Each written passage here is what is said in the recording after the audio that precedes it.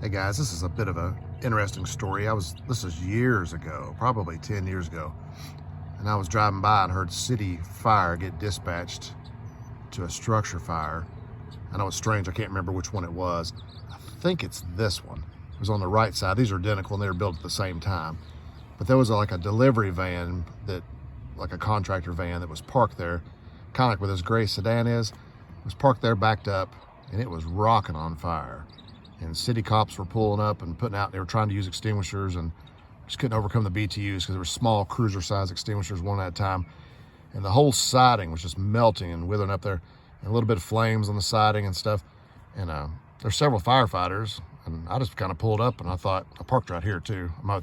It's by the Methodist Church. This is Carlton Drive, and 127's down here behind me. So I pulled up and everybody's focused on that, trying to do things. And I went around and went in the door, did a search of the structure, and it was hot upstairs. The fire had not penetrated the window, but it was real hot. And I made sure nobody was there, went around the backside, and I thought, I hope nobody's in here, because if they're in here sleeping, I'm gonna come walking in here and I'm gonna get shot. But they weren't sleeping and I didn't get shot.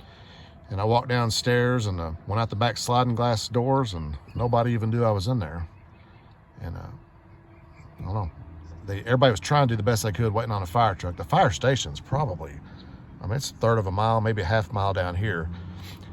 And as I pulled out, there wasn't anything else for me to do. I wasn't even an officer yet, so this is at least 10 years ago for sure. And I pulled out and went down there and met Lonnie Spalding Jr. was driving the old green pumper. I don't even remember the number of that truck. Wide open with a big cowboy hat thing on.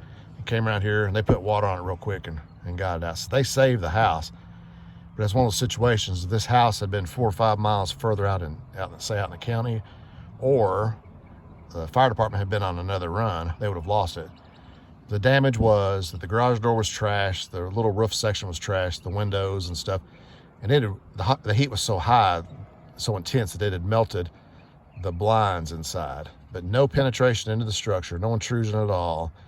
It may have charred the outer board or something maybe, but not bad. Good response by the city fire department, and it could have been a whole lot worse. If that had been at night for some reason, you could have had fatalities, and you could have had the structure, of course, would have been trashed. So, and the garage door being closed made a big difference too. So there's a story from Lawrenceburg in Anderson County 10 plus years ago.